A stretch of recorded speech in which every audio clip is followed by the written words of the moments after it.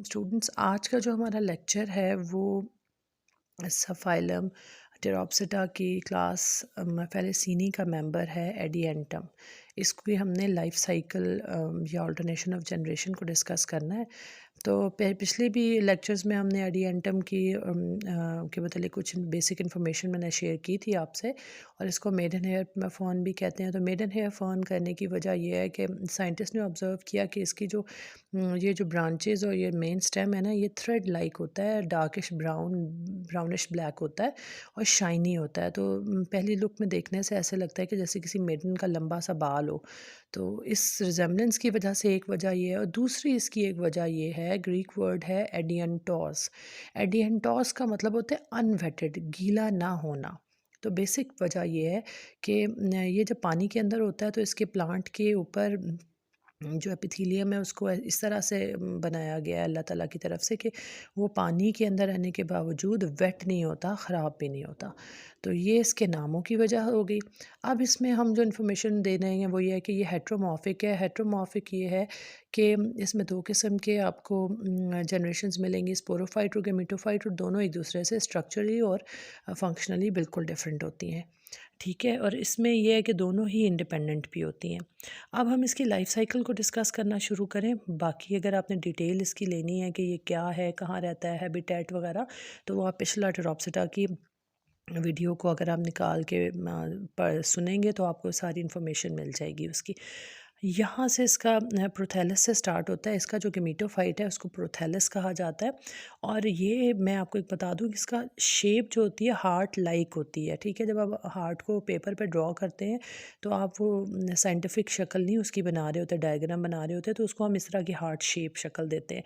और ये समझाने के लिए हमने इसको वर्टिकली अपवर्ड टू डाउनवर्ड किया, अदरवाइज़ ये ज़मीन के ऊपर हॉरिजॉन्टली पड़ा हुआ होता है, जैसे ये ज़मीन के ऊपर है। ठीक है ना।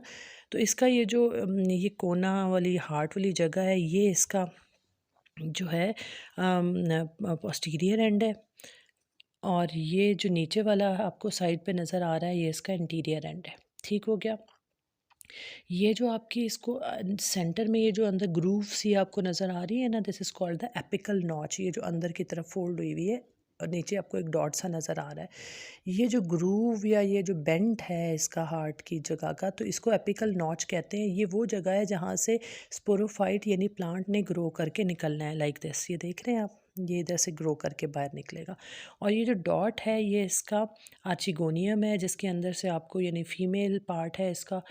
और जो इसका मेल पार्ट होता है, ये आपको ब्लैक डॉट्स नज़र आ रहे हैं, ये इसका मेल पार्ट है। और ये जो आपको छोटे छोटे डॉट्स नज़र आ रहे हैं ये इसके राइजॉइड्स हैं।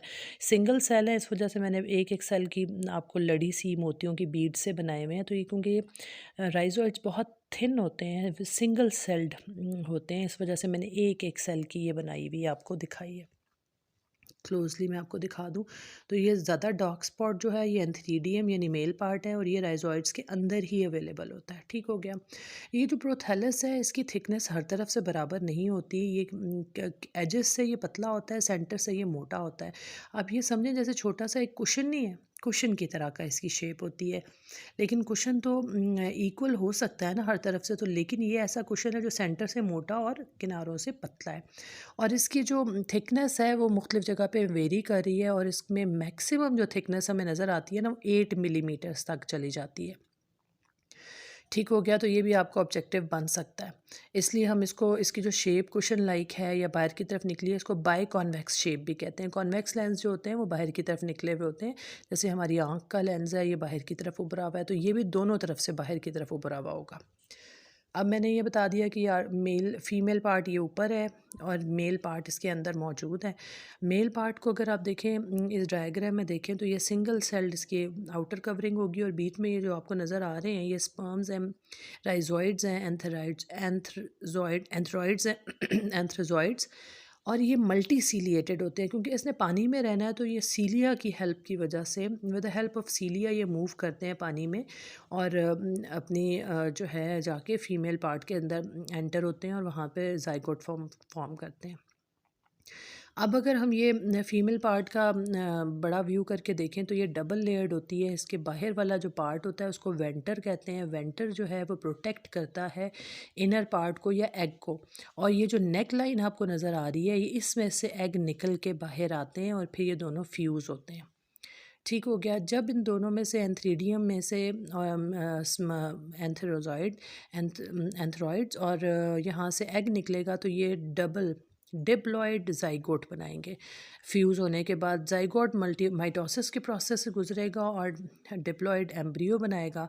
एम्ब्रियो जाके इस थैलॉइड में से एम्ब्रियो के नतीजे में एक स्पोरोफाइट यानी एक छोटा सा प्लांट ग्रो करेगा।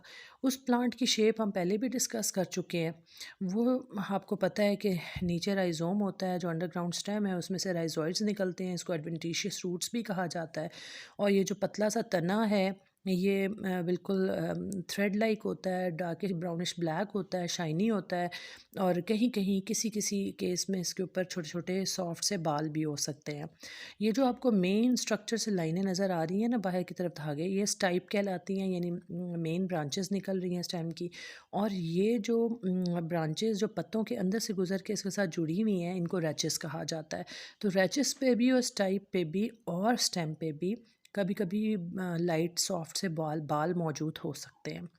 और ये जो अगर आप एक फ्रंट का बड़ा व्यू देखें तो आपको पता चलेगा कि इसके अंदर ब्रांचेस होती हैं और डिवाइडेड वेन्स होती हैं, जिनको डाइकोटमस वेन्स कहा जाता है। यानी एक वेन आगे जाके दो में, फिर वो एक वेन आगे जाके दो में, यानी 1 से 2, 2 से 4, 4 से 8 का स्ट्रक्चर चलता रहता है। और ये जो डॉट्स आपको नज़र आ रहे हैं, ये पहले भी डिस्कस हुए हैं, ये सौराएँ हैं। यानी कि ये स्पोरेंजियम है जो एक से ज़्यादा क्लस्टर में मौजूद होते हैं। एक और स्पोरेंजियम हो तो सॉरस कहलाता है, और ये चूँकि इसके ऊपर एक से ज़्यादा मौजूद होते हैं तो वो सोराए कहलाएंगे।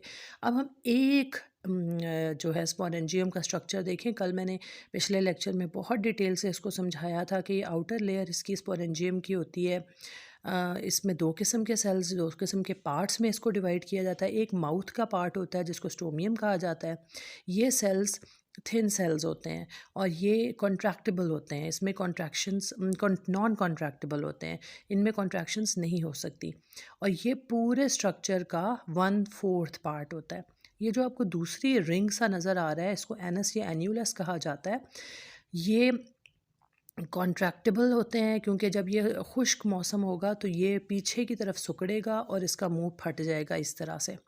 तो ये कॉन्ट्रैक्ट होगा एन्यूलस। कॉन्ट्रैक्ट होने के नतीजे में स्टोमियम जो है वो दूर हो जाएगा, फटेगा और इसमें से स्पोर्स निकल के बाहर कर जाएंगे। ठीक है। तो एन्यूलस चूँकि लंबा हिस्सा है, बड़ा हिस्सा है इस पूरे का स्ट्रक्चर का, तो ये एन्यूलस 3/4 पार्ट होता है टोटल स्पोरेंजिया का। और इसकी जो स्टॉक होती है ये मल्टी सेल्ड होती है।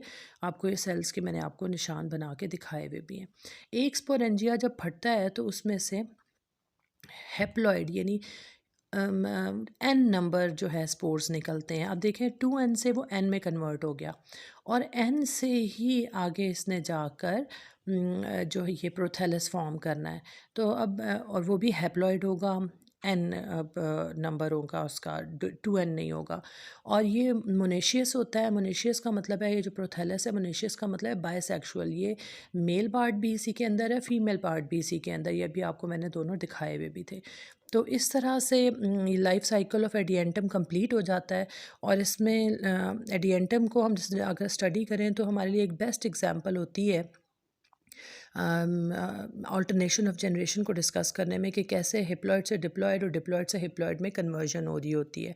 तो ये बच्चों इसके साथ ही हमारा जो है टेरोप्सिटा का स्पोर फॉर्मेशन जो पार्ट्स थे वो ख़त्म हो गए। इसके बाद एंजियोस्पर्म और जिम्नोस्पर्म आ जाते हैं जो सीडेड प्लांट्स होते हैं।